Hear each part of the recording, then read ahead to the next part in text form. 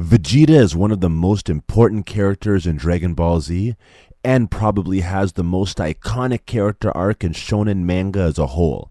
He's layered, he grows, and by the end of the series, he's undeniably heroic. But if you follow Dragon Ball Z carefully, saga by saga, a pattern emerges. Again and again, the story escalates into catastrophe because of Vegeta's decisions. So what I want to do here is walk through Dragon Ball Z chronologically and explain in practical terms how many of the series' biggest disasters trace back to Vegeta. Everything in Dragon Ball Z starts with Raditz, and then he's defeated later that afternoon. But Raditz doesn't randomly discover the Earth. He comes to the Earth because Vegeta sent him to recruit Kakarot. Raditz's arrival immediately destabilizes the planet. Goku dies, the Dragon Balls are discussed openly, and the existence of Saiyans becomes known to Earth's defenders. When Raditz is killed, Vegeta and Nappa overhear the entire exchange using their scouters.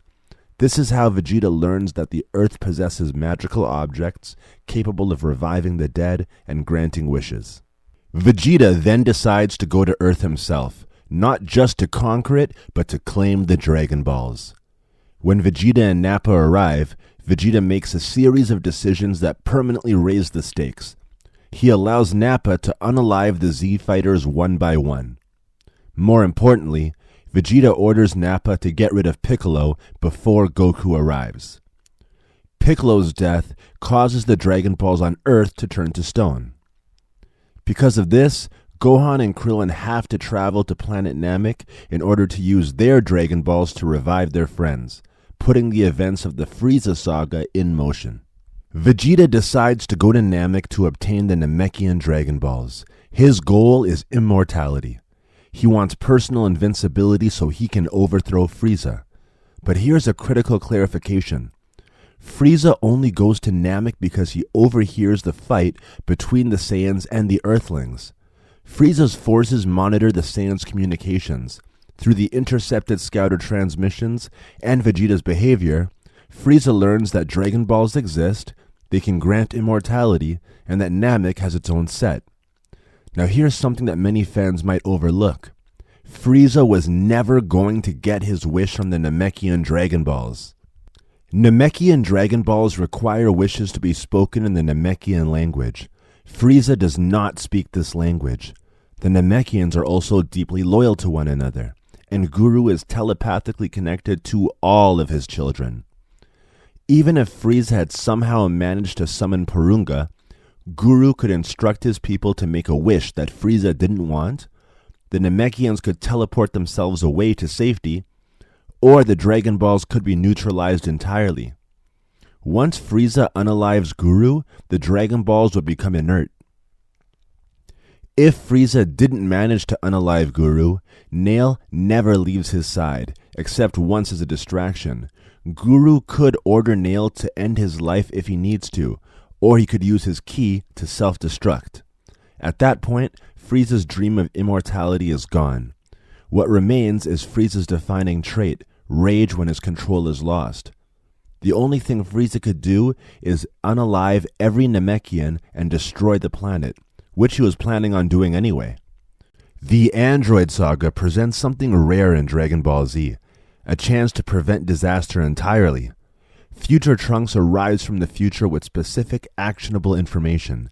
He explains who the androids are, when they will appear, and how they can be stopped before they're activated.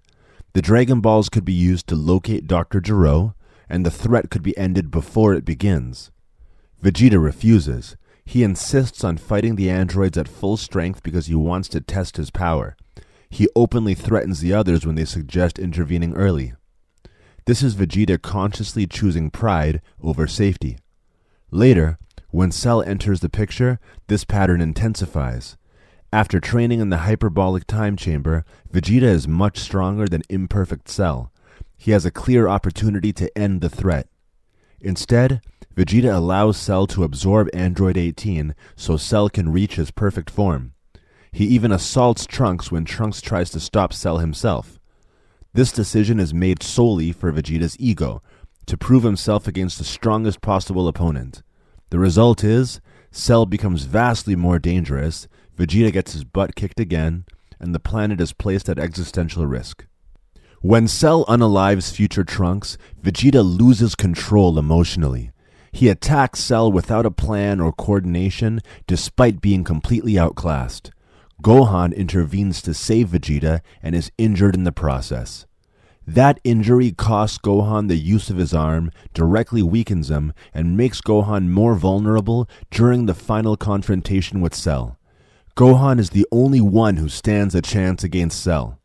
Once again, Vegeta's emotional reaction worsens an already critical situation. The Buu Saga is Vegeta's most severe failure because it's the least excusable.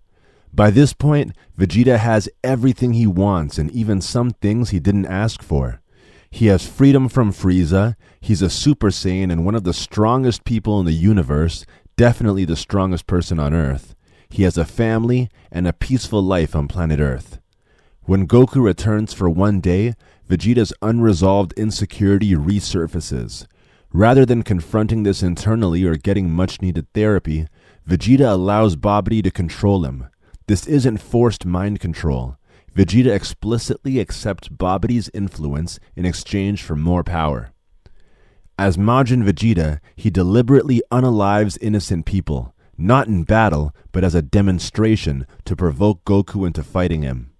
The energy released from this fight directly results in Majin Buu's revival.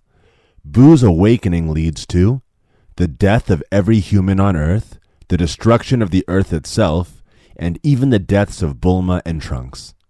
These outcomes are not accidental. They're the result of Vegeta prioritizing his rivalry with Goku over the safety of everyone else. By the end of Dragon Ball Z, Vegeta is largely forgiven. Porunga does not consider him evil, and returns him to life when the Namekians make the wish of restoring everyone to life, except for the really evil ones. The only person who still hates Vegeta, basically forever, is Tien. Was Vegeta forgiven a bit too easily after everything he's done?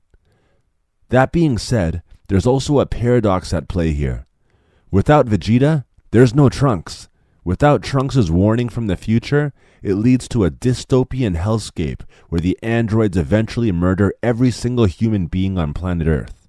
So, when you look at Dragon Ball Z as a whole, the pattern is pretty clear. Vegeta isn't always the villain of the story, but he's almost always the catalyst. His pride, ambition, and his need to prove himself repeatedly push conflicts forward instead of containing them. Like and subscribe for daily memes.